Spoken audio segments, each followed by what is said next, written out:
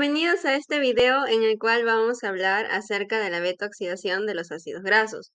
La beta-oxidación de los ácidos grasos es el proceso en el cual se produce la degradación de los ácidos grasos en las mitocondrias o en algunos casos en los peroxisomas para poder producir energía.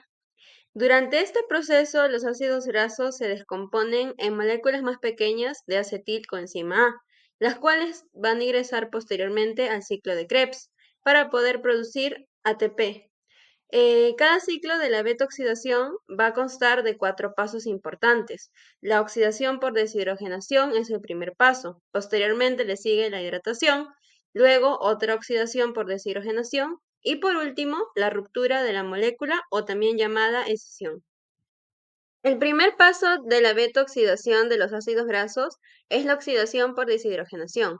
En este paso, el ácido graso activado acetilcoenzima A se va a oxidar en el carbono beta, es decir, en el tercer carbono a partir del grupo carboxilo. En esta reacción va a ser catalizada por la enzima acetilcoenzima A deshidrogenasa. Durante la etapa, el ácido graso va a sufrir una deshidrogenación. Esto significa la eliminación de 2 átomos de hidrógeno del carbono alfa y del carbono beta, lo que va a formar un doble enlace entre ellos. Eso quiere decir una insaturación trans en la posición 2.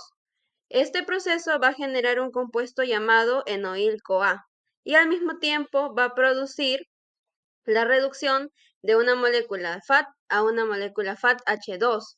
El FAT-H2 formado puede posteriormente entrar en la cadena de electrones y así contribuir a la producción de ATP.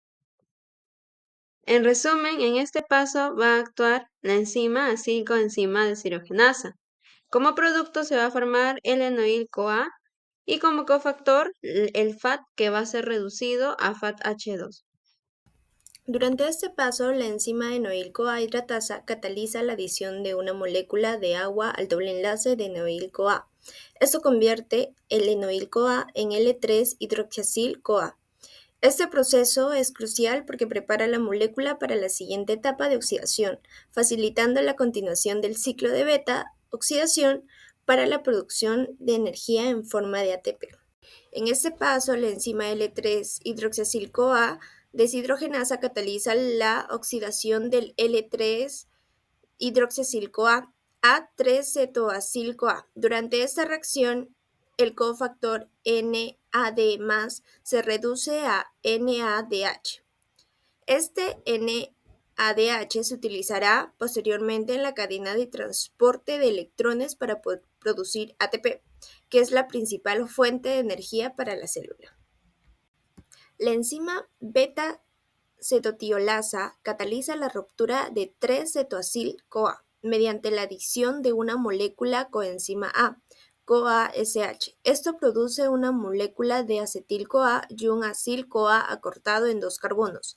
El acetil-CoA puede entrar en el ciclo de Krebs para generar más ATP, mientras que el acil-CoA acortado vuelve a entrar en el ciclo de beta-oxidación.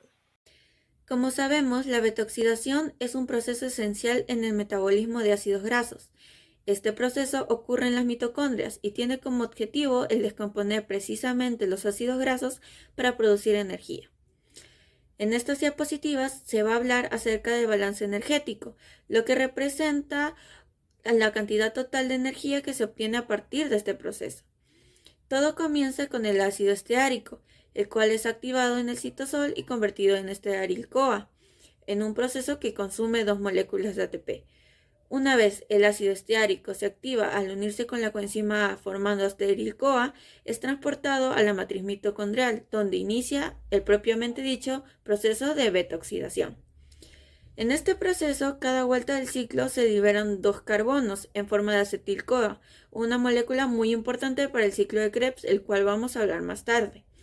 Dado que el ácido esteárico del cual hablábamos al principio tiene 18 carbonos, son necesarias al menos 8 vueltas para oxidar completamente este ácido graso, por lo que al finalizar las 8 vueltas de beta-oxidación se habrán producido 9 moléculas de acetil-CoA. Ya en la última vuelta se producen 2 moléculas, dando así al final las 9 moléculas de acetil-CoA. Además, en cada vuelta del ciclo se generan también unas moléculas de NAD y unas moléculas de FAT, que son moléculas muy importantes al transportar electrones hacia la cadena de transporte de electrones para producir ATP. En total, al final del proceso se han producido 8 moléculas de NAD, 8 moléculas de FAT y 9 moléculas de acetil-CoA, que serán necesarias y esenciales para generar energías en las etapas posteriores del metabolismo oxidativo. En relación con el ciclo de Krebs, que se producen 9 moléculas de acetilcoenzima A, las cuales ingresan al ciclo de Krebs, y esto lleva a la producción de equivalentes energéticos como de 9 GTP, 27 NAC y 9 FAC, que luego son transferidos a la cadena de transporte de electrones para la producción final de ATP. En este caso, se observa que el ciclo de Krebs produce un total de 9 ATP directos. Finalmente, en la cadena de transporte de electrones, los equivalentes energéticos como el NAC y el FAC, que se generan en la beta-oxidación y en el ciclo de Krebs, alimentan la cadena de transporte de electrones, que está localizada en la cresta mitocondrial. Esta cadena produce la mayor parte de ATP del metabolismo. En este caso, vemos que se generan 105 ATP por el NAC y 34 ATP por el FAC, resultando una gran cantidad de energía. Esto hace un rendimiento total de 146 ATP.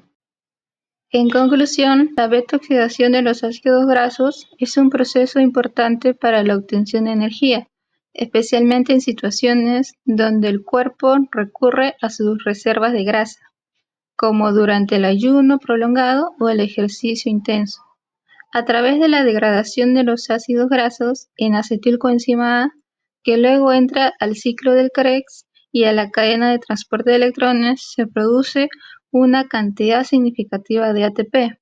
Esto garantiza el suministro energético necesario para el funcionamiento celular. Este mecanismo es clave para que las células que dependen de las grasas como principal fuente de energía, como los músculos en momentos de alta demanda energética.